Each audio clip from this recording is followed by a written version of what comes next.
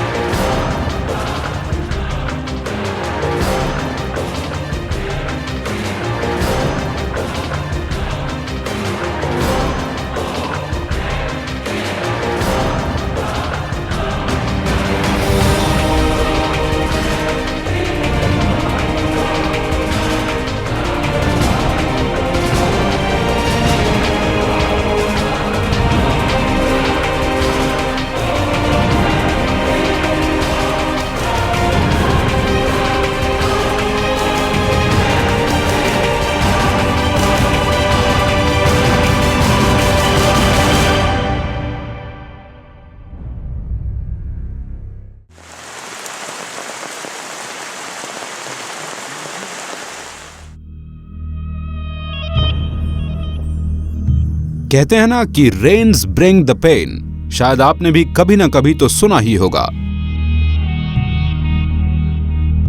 खैर, हम शहरों की बात नहीं बल्कि भारत के वाइल्ड लाइफ के बारे में बात कर रहे हैं। बारिश के दौरान हमारे प्रेशियस वाइल्ड एनिमल्स और बर्ड्स पोचर्स के ट्रैप्स में बहुत आसानी से आ जाते हैं।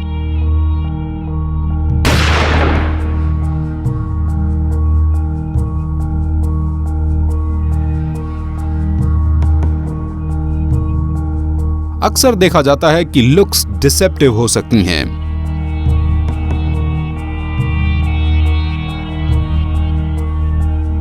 मॉनसून के दौरान जंगल हरे भरे और सुंदर दिख सकते हैं, लेकिन इसके बाशिंदे यानी कि इसमें रहने वाले एनिमल्स एक्सटर्नल थ्रेट से और अधिक वल्नरेबल हो जाते हैं।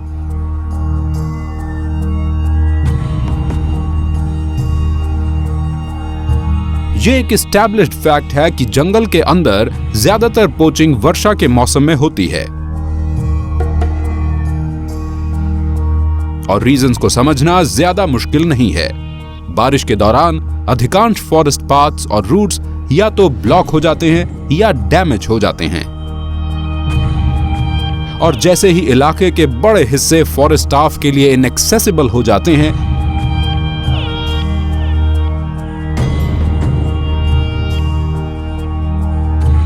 वैसे ही पोचर्स के लिए स्ट्राइक करने का ये परफेक्ट टाइम बन जाता है।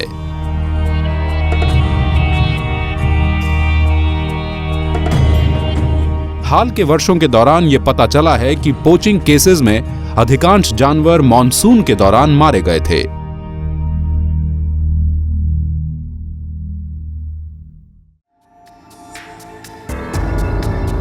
मॉनसून वन विभाग के लिए भी एक चैलेंजिंग टाइम होता है।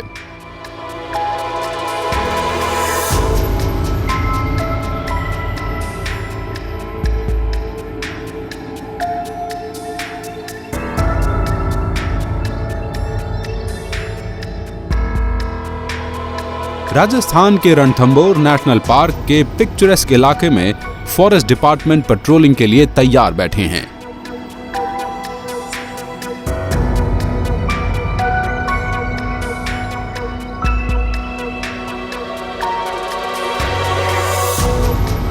बारिश के काले बादल जंगल में छा गए हैं, जिसके कारण पूरे जंगल में अंधेरा घिर आया है और कर्मचारी कोई चांस नहीं ले सकते हैं।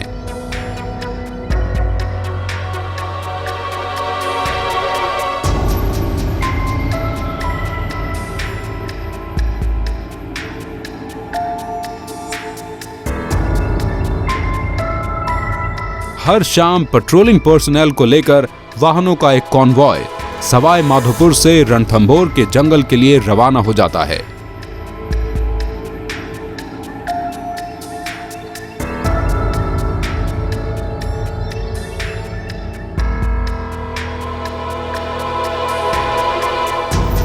ये नेशनल पार्क भारत के कुछ बेस्ट टाइगर साइटिंग्स के लिए जाना जाता है।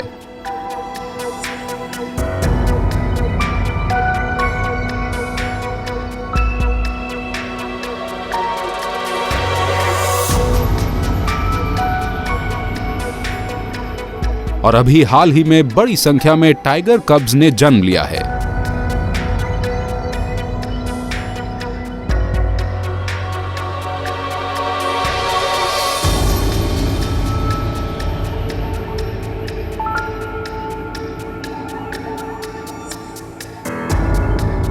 ये टाइगर कब्स रूथलेस पोचर्स के लिए सॉफ्ट टारगेट्स बन जाते हैं, इसलिए हर शाम को मॉनसून की पूरी ड्यूरेशन के दौरान नाइट पेट्रोलिंग होती है।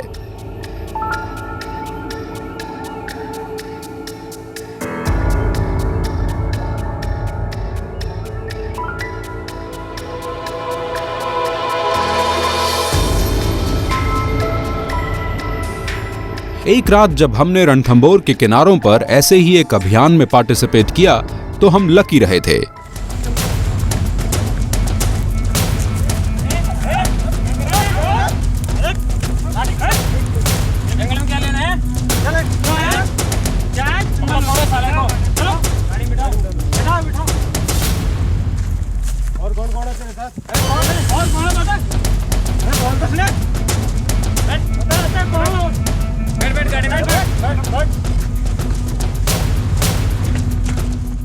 फॉरेस्ट ऑफिशियल्स ने उस व्यक्ति को पकड़ लिया जो आसपास के क्षेत्र में सस्पिशियसली घूम रहा था।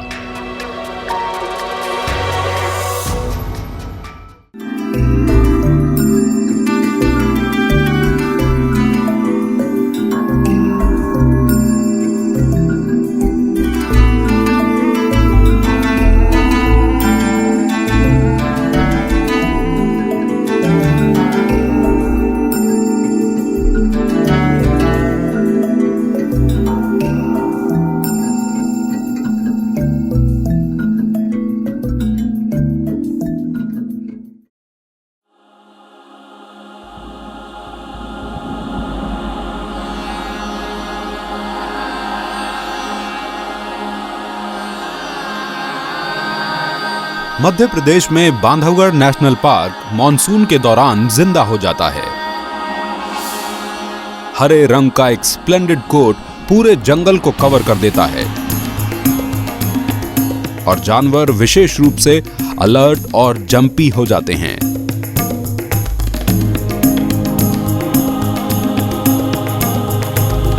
इंस्टिंक्टिवली वे जान जाते हैं कि अब यहां वो सेफ नहीं है। रणथंभौर की मॉनसून प्रॉब्लम्स के विपरीत बांधवगढ़ मॉनसून की बारिशों के दौरान अलग तरह की प्रॉब्लम्स का सामना करता है और एक बड़ी परेशानी की वजह है उमरिया को बांधवगढ़ के ताला क्षेत्र से जोड़ने वाली ये सड़क।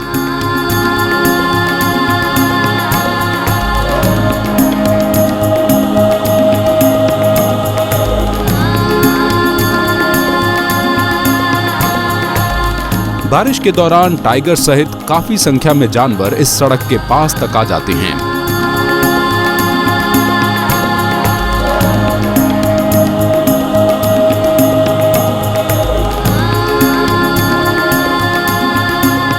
ये सड़क पार्क के ताला और खितौली क्षेत्रों को बड़े नीटली डिवाइड करती है और टाइगर्स के लिए एक रेंज की सीमा को पार कर दूसरी रेंज में क्रॉस कर जाना काफी आम है।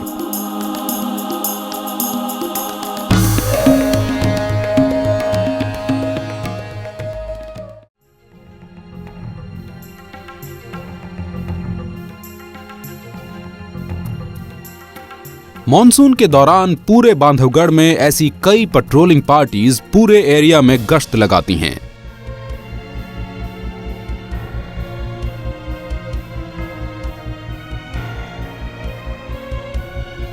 पग मार्क्स या साइटिंग्स के थ्रू टाइगर्स की एंटायर पॉपुलेशन पर नजर रखना इस एक्सरसाइज के क्रूशियल एस्पेक्ट्स में से एक है।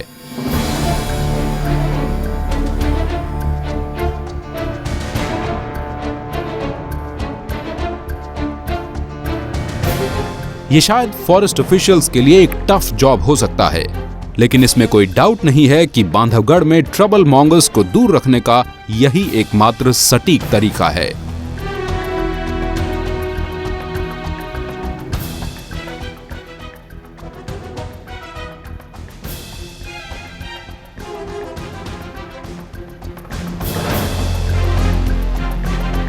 इंडिया के नॉर्थ ईस्ट में सिचुएटेड असम राज्य में annual monsoon rains Brahmaputra river के जरिए से वाइड स्प्रेड डिस्ट्रक्शन लाती हैं।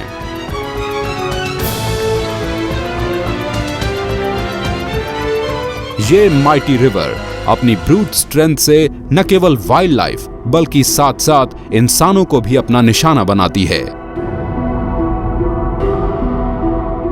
हर साल ब्रह्मपुत्र नदी की बाढ़ का पानी पूरे काजीरंगा नेशनल पार्क, जो अपने वन हॉर्न राइनो के लिए फेमस है, को इनंडेट कर देता है। लेकिन पार्क में मौजूद वाइल्ड लाइफ के लिए खतरा दो डायरेक्शन से आता है। यहां तक कि अगर जानवर ब्रह्मपुत्र के स्वर्लिंग वाटर्स से बच भी जाएं, तो भी इनमें से कई स्टेट हाईवे के पास तक पहुंच जाते हैं, जहां पर ये बेचारे स्पीडिंग व्हीकल से अक्सर टकरा जाने की वजह से मारे जाते हैं।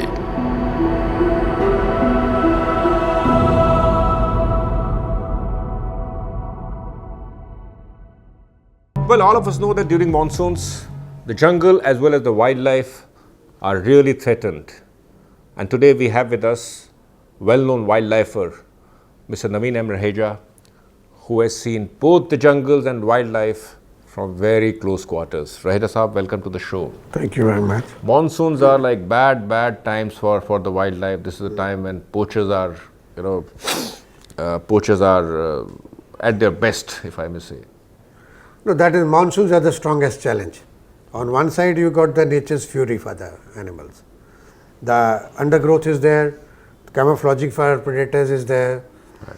And then there is a chance of getting floods, So, many species get lost during this period also, they get very badly affected because of the stagnation of water, because of floods, because of so many other challenges which come with the monsoon, That is on one side, and on the other side, it is a period when there is no tourism also, and there is no deterrence to the poachers.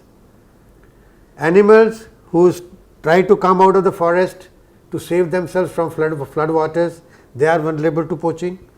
Right. And where there is no flood and there is a lot of camouflage and there is no deterrence by way of tourism or observation, because there are leeches also in the forest during that period, so people don't want to go inside. Right. So patrolling is also very difficult. But I believe, Raheja Saab, because of all these reasons, right. This is a free field day for the people who do hunting. But truly speaking, forest is forest, and during monsoon season, there are challenges because there is no tourism, there is very less patrolling, and patrolling has its own challenges also. Because of those reasons, the poachers and they become active, and they know this is the time when the poaching will be much easier, and this will go undetected. And during my observation, field level observation for the last over 3 decades, I have seen many tigers vanishing immediately after the monsoon season is over and the parks do open. Is it because there are no tourists to keep an eye on things? I think I've generally seen that many tigers and many wild animals are lost during this period. I don't say that it is exactly 100% to poaching. It can be due to some other reasons also, maybe. Disease. But that's my personal observation, that during monsoon the challenges are maximum and the poaching does take place, and it is extremely important for all of us to involve local villagers and local conservationists into patrolling and into guarding these hapless wildlife animals in their areas, during that period.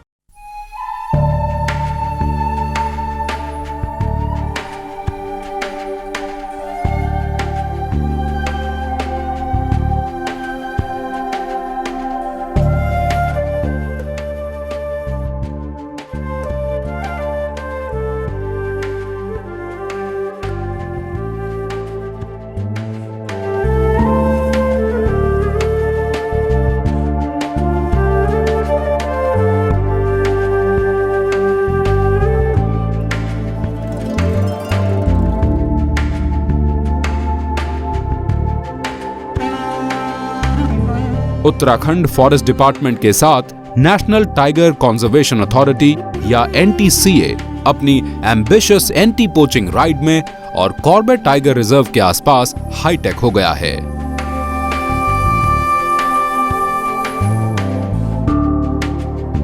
Corbett tiger reserve में 9 watch tower लगाए गए हैं और प्रत्येक tower के top पर powerful video cameras हैं जो 400 वर्ग किलोमीटर के क्षेत्र में किसी भी गतिविधि को देख सकते हैं। हाल ही में 4 ऐसे टावर कॉर्बेट पार्क में ऑपरेशनल हो गए।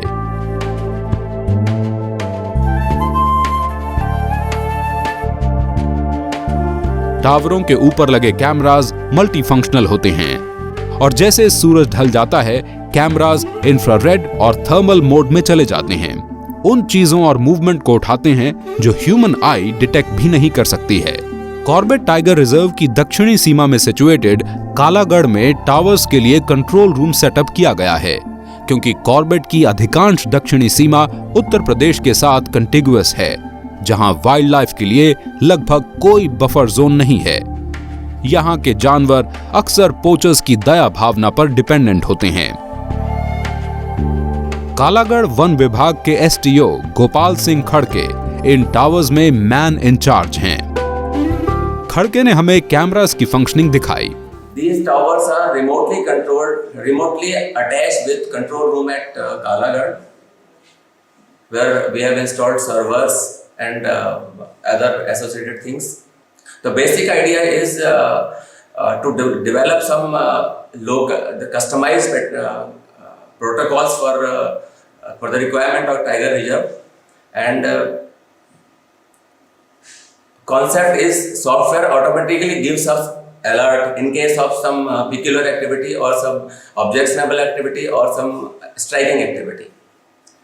Or response time for the software is 10 minutes, and it will give specific information of site-specific information of activity so that we can take preventive measures within a shorter time. Gopal Singh ने 9 towers की importance के बारे में भी detail से explain किया और बताया कि कैसे ये कैमरास कॉर्बेट के डेडिकेटेड स्टाफ को मच नीडेड बूस्ट देंगे। NTCA, which is the controlling authority here, has sanctioned a pilot project in this area. The basic idea of this project is to identify strategic locations in our southern boundary and cover these locations with some 24/7 electronic surveillance. We have identified important locations. Then we have started erecting towers and installing 3 types of cameras here. इस pilot project के लिए Corbett चुनने का भी एक reason है। Corbett park के लिए 2009 की सर्दियां एक नाइटमेयर में बदल गई थीं। कॉर्बेट का ढिलका क्षेत्र पार्क का एक प्राइम टूरिस्ट एरिया है।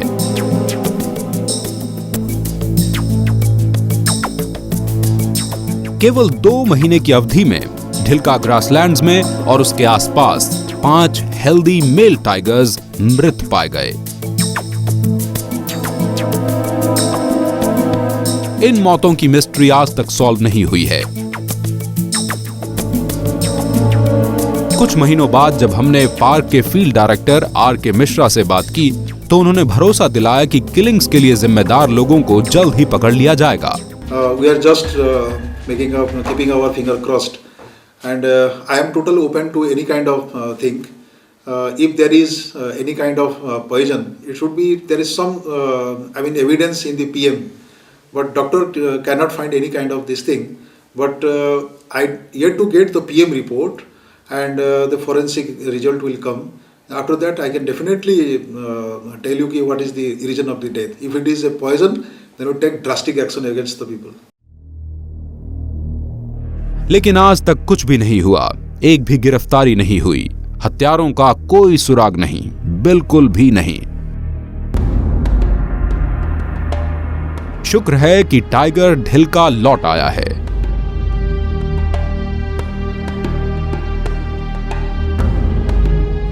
2011 के लेटेस्ट सेंसस के अनुसार कॉर्बेट टाइगर रिजर्व में सबसे ज्यादा टाइगर पॉपुलेशन है, लेकिन ये भी सच है कि अथॉरिटीज किसी भी तरह का कोई चांस नहीं ले रहे हैं। वे ये इंश्योर करना चाहते हैं कि 2009 की शैडो कॉर्बेट पर दोबारा फिर कभी ना पड़े। होपफुली टॉवर्स कुछ ही समय में मच नीडेड शॉट्स प्रोवाइड करने लगेंगे।